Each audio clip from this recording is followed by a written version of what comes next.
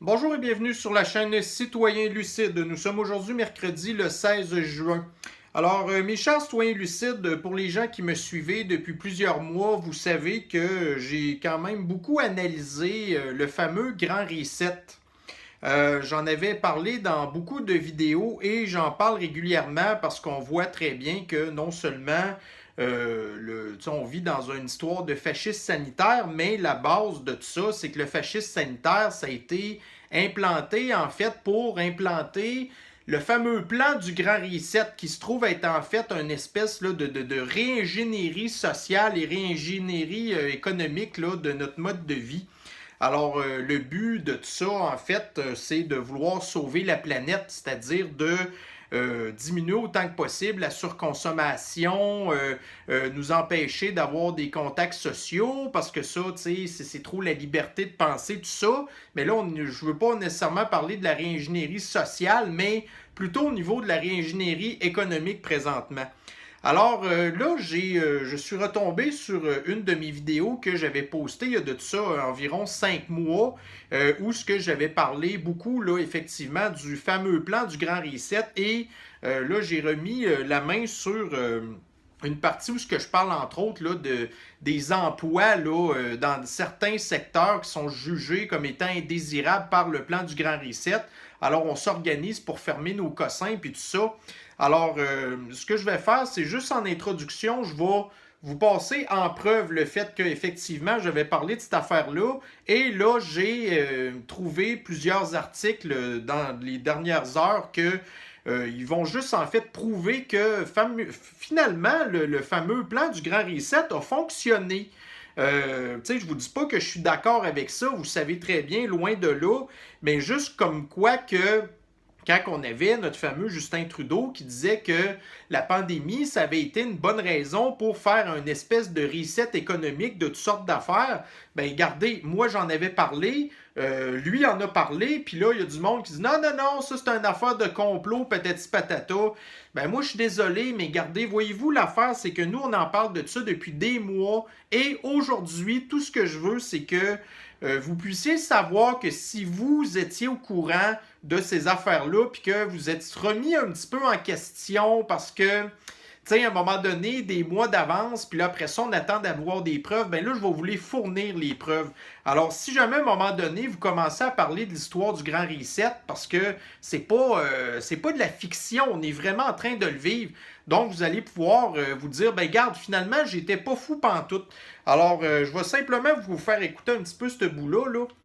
C'est que eux, ils ont complètement repensé au complet l'économie, OK, puis les emplois des gens, donc les secteurs d'activité qu'ils considèrent comme étant obsolètes, passés date, puis tout ça, il faut complètement, OK, mettre ça de côté. Donc, la pandémie était une bonne façon, par exemple, mettons, certains secteurs d'activité que pour eux, ils trouvent qu'ils sont pas utiles à l'humanité ou que ça sert à rien ou des affaires de même. Donc, la pandémie, c'est une bonne façon, en fait, de fermer ces commerces-là, s'organiser pour qu'ils fassent faillite, veut pas, en leur donnant des petites grenouilles pour leur donner l'impression qu'on les aide, mais qu'ultimement fassent faillite, puis qu'après ça, ils rouvrent pas. Et après ça, évidemment, les gens qui travaillent dans ces secteurs-là, ben forcément, donc la pandémie, là, ça fait trop longtemps que ça dure. Fait que veut pas, ces gens-là, ils n'ont pas le choix ils peuvent pas attendre non plus indéfiniment. Donc, à un moment donné, de fil en aiguille, vous avez, admettons, des secteurs qui, tout d'un coup, ils font leur apparition et, veut pas, ça l'oblige, ces personnes-là qui ont perdu leur emploi dans des domaines qui sont fermés depuis trop longtemps, de tout simplement se réorienter. Alors, c'est le petit bout que je voulais vous montrer. Donc, effectivement, là, j'ai parlé aussi, entre autres, de la pénurie de main-d'œuvre, là, entre autres, dans les restaurants. Alors, depuis que le fascisme sanitaire a un petit peu slacké la laisse, si on peut dire, là, on sait qu'il y a beaucoup de restaurateurs qui peinent beaucoup à se trouver des employés parce qu'ils se sont réorientés ailleurs. Alors là, avec ce que je viens de dire là, je viens de le prouver. Sur Facebook, j'ai partagé, entre autres, là, ces deux articles-là ici dans le Journal de Montréal. Le circus ferme ses portes. Il ne reste plus qu'un after hour à Montréal. Alors, de ce que je comprends, c'est que le circus, c'est une espèce de bar là, ou d'après-bar ou quelque chose de même. Alors, on a ici ce bar-là qui se trouve avoir fermé à cause du fascisme sanitaire, à cause de la faillite, parce que, veut pas, regardez, il n'y a plus d'argent qui rentre, alors ces gens-là ont été obligés de fermer. Un autre ici, le Nouvelliste. Donc, on ne chantera plus au pied du coteau. Donc, les tables n'ont pas vraiment bougé depuis plusieurs mois, les pompes à bière, blablabla. Alors, ça, c'est un autre bar qui se trouve à avoir fermé. Là, ici, j'ai un autre article qui nous parle du... donc, c'est Ici Québec qui a partagé fin de partie pour le resto-bar e-sport Level Up, en fait. Alors, ça, c'est un autre patente qui a fermé, ne rouvrira pas ses portes. Ses propriétaires affirment que la Sniffles 19 et les restrictions sanitaires imposées dans la dernière année ont porté un coup de grâce. Alors, un autre patente qui a fermé à cause du fascisme sanitaire et du Grand Reset. Un autre patente ici. Alors, celui-là, il est vraiment assez intense. Encore ici, Québec. 22 commerces fermés dans un vieux Québec ébranlé par la pandémie. Tourisme à zéro. Alors, on sait très bien que dans le fascisme sanitaire et le Grand Reset, je vous ai expliqué tantôt, le tourisme, c'est quelque chose qui n'est, selon eux, pas bon pour l'environnement. Alors, on s'organise pour mettre le tourisme à zéro, rue pratiquement déserte, zone rouge et fermeture des restaurants. La deuxième vague de Sniffles frappe le vieux Québec de plein fouet. La Société de développement commercial a annoncé pas moins de 22 commerces qui ont jeté la serviette. Alors, on parle ici seulement du vieux Québec. Alors, imaginez-vous si on commence à embarquer Montréal, tous les espèces de petits villages qui dépendent beaucoup du tourisme. Alors, combien de milliers de commerces ont été fermés à cause de la fameuse Sniffles, n'est-ce pas? Alors, on avait tout intérêt à instaurer le fascisme sanitaire parce que c'était le seul moyen de pouvoir faire les confinements, de mettre les espèces de mesures sanitaires totalement débiles. Tu sais, voyez-vous, donc nous avons fait exprès de faire fermer ces commerces-là qui, encore une fois, je me répète, sont des indésirables selon le Grand Reset, OK? Un autre patente que j'ai vu il n'y a pas très longtemps, en fait, je l'ai partagé tantôt, donc je vais vous montrer cet article-là ici. Alors, nous avons ici un article de la presse qui est paru aujourd'hui. Québec verse plus de 42 millions à 22 entreprises hôtelières. Bon, alors, encore une autre affaire. Donc, l'hôtellerie, ça fait encore partie du tourisme. Le tourisme ne fait pas partie des plans du Grand Reset. Alors, encore une fois, je vais vous donner un petit extrait vidéo d'une vidéo, en fait, là, d'un truc, d'une autre capsule que j'ai postée en rapport avec l'histoire des hôtels.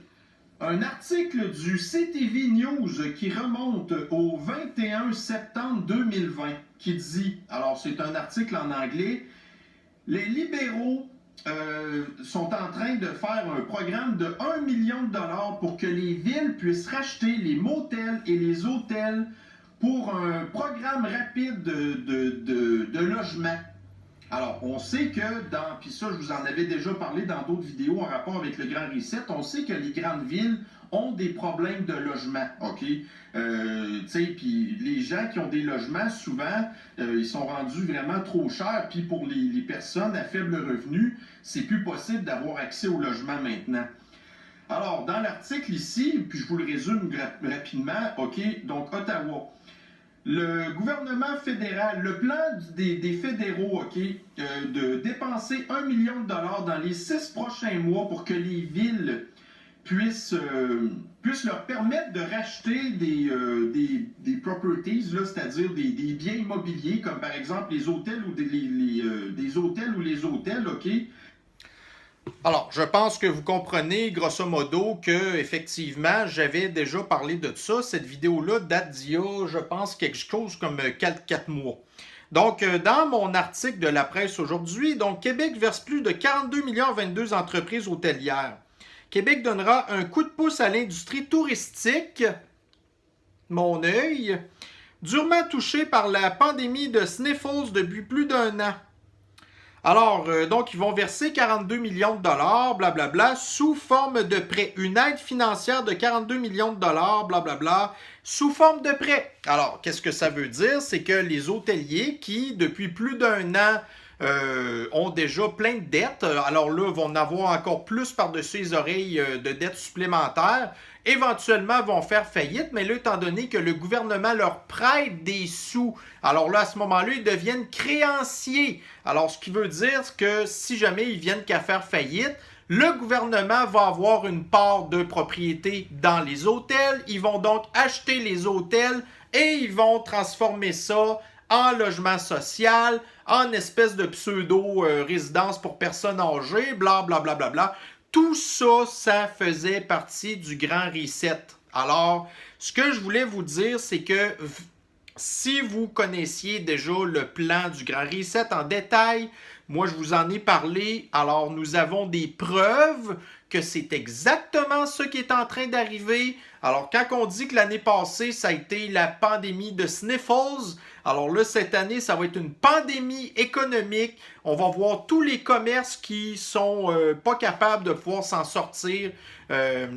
Alors voyez-vous justement cette semaine j'étais tout content d'apprendre que mon fameux bar, qui est une institution à Québec, allait supposément réouvrir jeudi. Eh bien, le gérant vient de m'informer que finalement, ça a été repoussé à une date inconnue parce que les normes sanitaires sont trop débiles. Fait que, regardez, on ne sait pas quand est-ce que ça va aller, là. Ça va-tu aller quand on va tomber en zone verte? Puis en zone verte, on sait très bien encore là que c'est trop débile.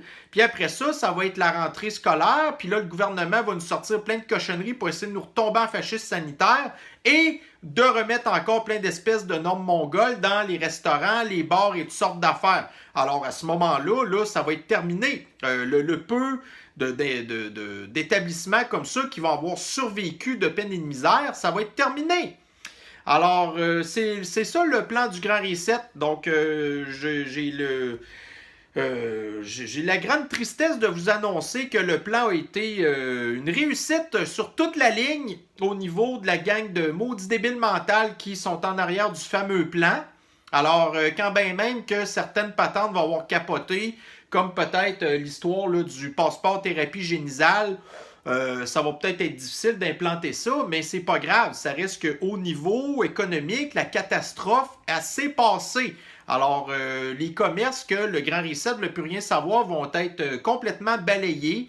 Et c'est ça. Donc, au niveau des contacts sociaux, ben là, c'est ça. Donc, ces endroits-là qui étaient pour nous une belle façon de nous voir, de partager du temps ensemble, ben là, ça va être terminé. Habituez-vous d'aller dans les parcs. Puis là, ben, l'hiver, les parcs, c'est pas trop évident. Mais là, on veut pas que vous alliez dans les maisons parce que sinon, vous pouvez pogner la sniffles. Fait qu'on va vous contrôler de cette façon-là. Voyez-vous, là, fait que c'est malheureux. Mais bref, alors je voulais simplement vous en parler comme quoi que, vous n'avez pas halluciné, vous n'avez pas paranoïé, vous n'êtes pas des complotistes, vous êtes des gens qui avaient été lucides, qui avaient été au courant de ces choses-là, que nous, on a parlé, que vous étiez informés aussi et que nous sommes en train de vivre présentement. Alors, mes chers citoyens lucides, eh bien, ça met fin à cette petite capsule. Nous nous reprenons sur une prochaine. Bye bye.